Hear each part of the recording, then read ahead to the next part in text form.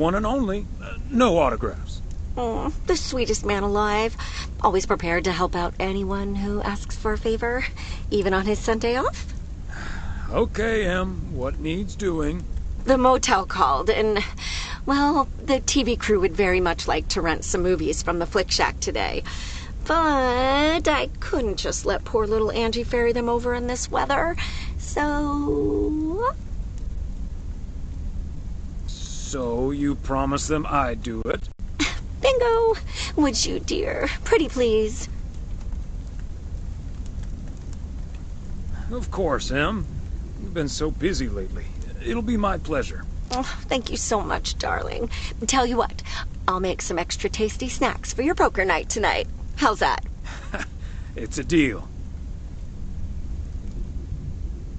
Thomas Weiss, as I live and breathe. What in tarnation are you doing out and about in the mail truck on a Sunday?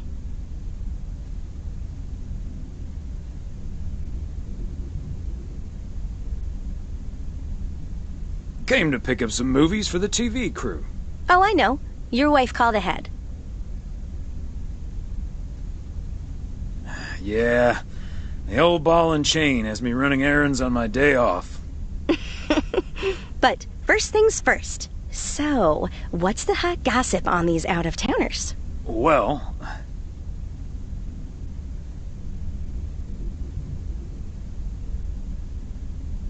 there's Gabriel Serrano. He's the sound guy. Nice guy, full of vim and vigor. Sounds delightful. What about the rest? Connor Price is the star of the show, of course. Self-absorbed to a fault. That's the Price guarantee. Really? He seems nice enough on TV. Never meet your heroes, I guess. Or talk to people who have. So anyway, let's get down to brass tacks. According to Emily, our intrepid reporters have 2 rooms equipped with VCRs between them. One for Connor Price, KNW6, and one for Ilsa Richter. Great. I know what we should get for Connor. All the President's Men. That should give him some inspiration. Great idea. But Connor's already made his pick. Octopussy. It says it's James Bond's all-time high. I guess they forgot about that time he went to the moon. Fine by me. And what did Ilsa choose? That's where we come in. See, she wants us to pick the movie she'll be watching with her colleague, Gabriel. Thomas, she wants us to pick the movie she'll be watching with Gabriel.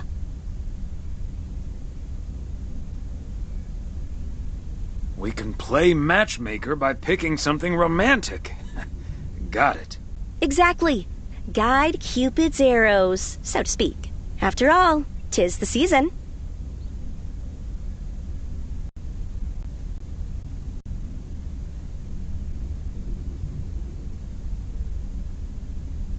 For a little post-Christmas magic?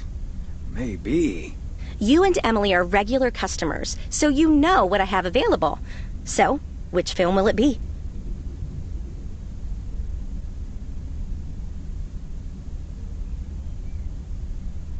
Let's go with Love Story. Or is that too on the nose? It's perfect, and we won't risk being too subtle. It has love right there in the title. Great. Love Story it is.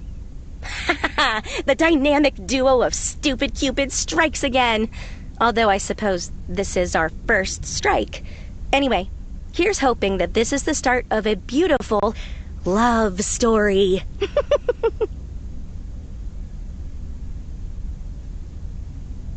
I have a good feeling about this. Anyway, I'd best be on my way getting these to the motel. Yeah, thanks for doing this, Thomas. My car, much like myself, is not built for snow. Say hi to Emily. Will do. Bye, Angie.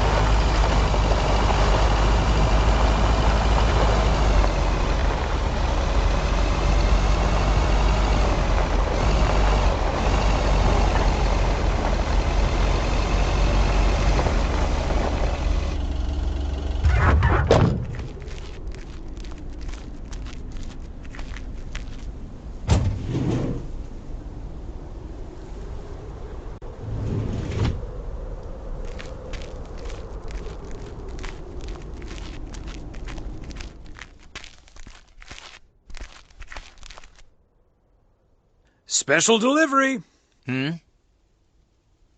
Movies from the Flick Shack. Right. Well, great news. You get to play belated Santa yourself. Room 6 for Richter. Thank you. Yes, don't get up now. I'll take care of it.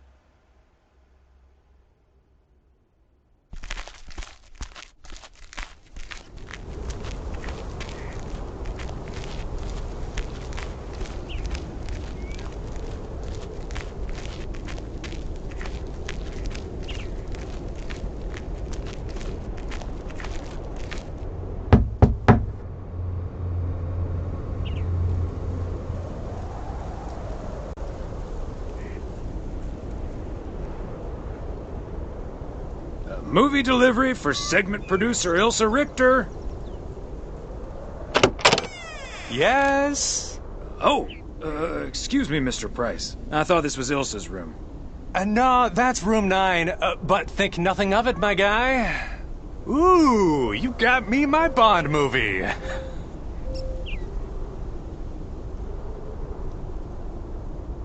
Yes, sir. Apparently it's James Bond's all-time high. Love it. You know, Moore's an even better 007 than Connery. He just oozes that classy British wit. Thank you so much. Ta-da! Pow!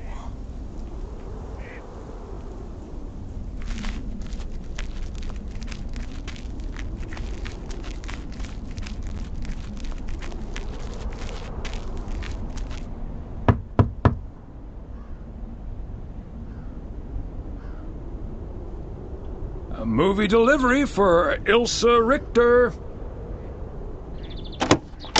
Yay! Good to see you, Thomas.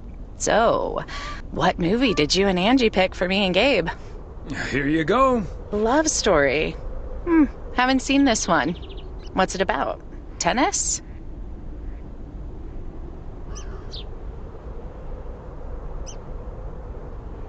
No, actually, it's about... I'm joking. I'm sure it's a story about love of some kind. Let me guess, this was Angie's pick. 100%. The post office strives to remain neutral in all matters. Okay, well, color me curious. Hope it's age appropriate for big old puppy dogs. Oh, speaking of, on your way out, could you give a quick knock on Gabe's door, just so he'll know it's movie time? It's room number 2. Will do. Great. See ya.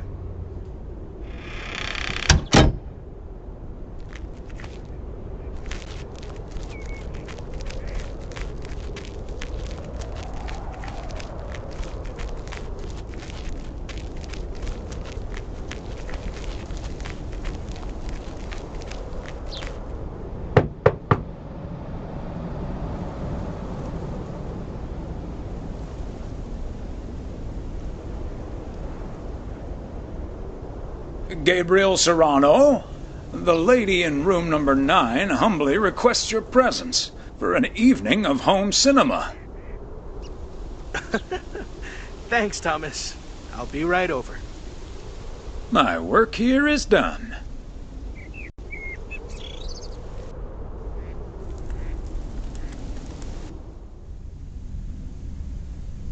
Okay, Ben. Question for you. Do you have that ace or not? You don't have to say yes or no. Just say anything. All I need to hear is one word from you to know if you're bluffing. Nothing? Not even a twitch or a blink? All right, I'll do the talking. I'm all in. Call. And he just instantly calls me. Great. I don't even need to see your hand. Well played, sir. Thanks, Jack. You got unlucky there. I don't know. I just don't have the patience for poker. You know, reading a poker book ain't gonna change that. Hey, Thomas? Why are the curtains closed, by the way? Last time I checked, home games are legal.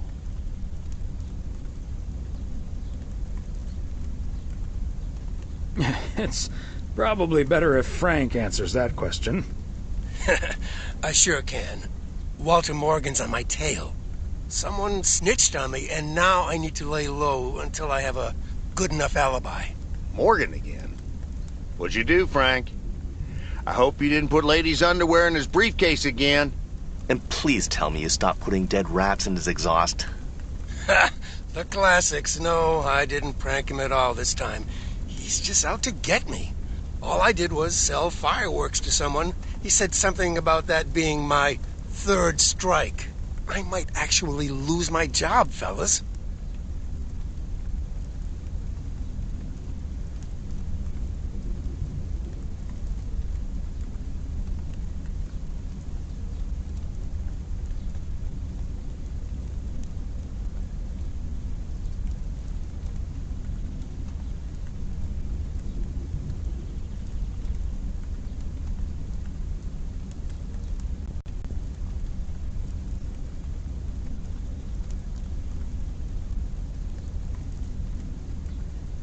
Don't you think he's bluffing, Frank? I'm afraid not, Thomas. I'm not gonna call his bluff in any case. I just need a plan. I'm guessing they don't have any photographic evidence. Pictures of you selling these fireworks? Just that there's a guy fitting my description. What are you getting at? I might have a little plan. But let's first play a few more hands. I'm down almost $30. One sec, Jack. Frank, I'm curious. We know Walter Morgan has a few reasons to dislike you, but why do you dislike him?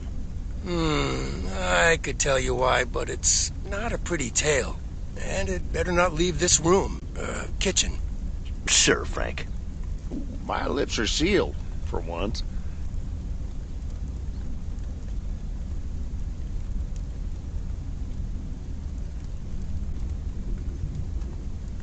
Frank, I'm not sure if I can keep another secret for you.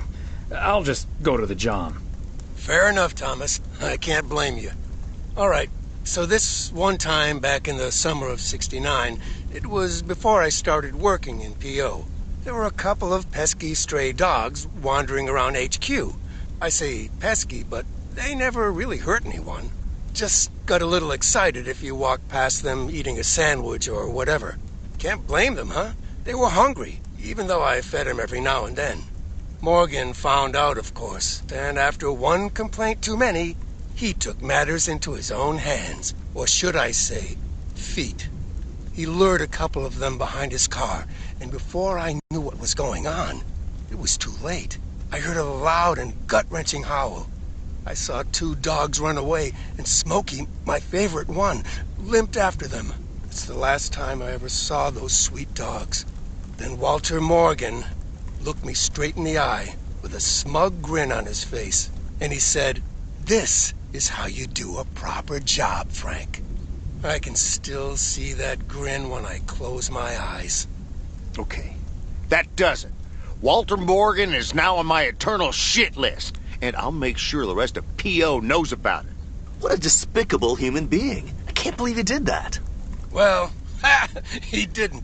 I was joking, of course. I don't really have a good reason for disliking Walter Morgan. That boring old pencil pusher just rubs me the wrong way. Damn it, Frank, you had us good. Did I miss something? You sure did, but I'll tell you about it another time. Okay, folks, ante up. Here we go again.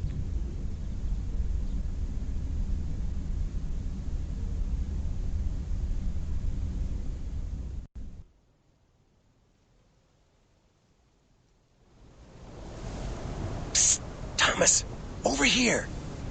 Hey, Frank. Thanks for filling up the dumpster. I wish that was all I was doing here. I'm trying to stay out of sight. Looks like Morgan will be at the post office all day. Listen up. Jack and I cooked up a little plan. I'm sure Morgan will be gone soon. But I gotta get out of here now. You haven't seen me.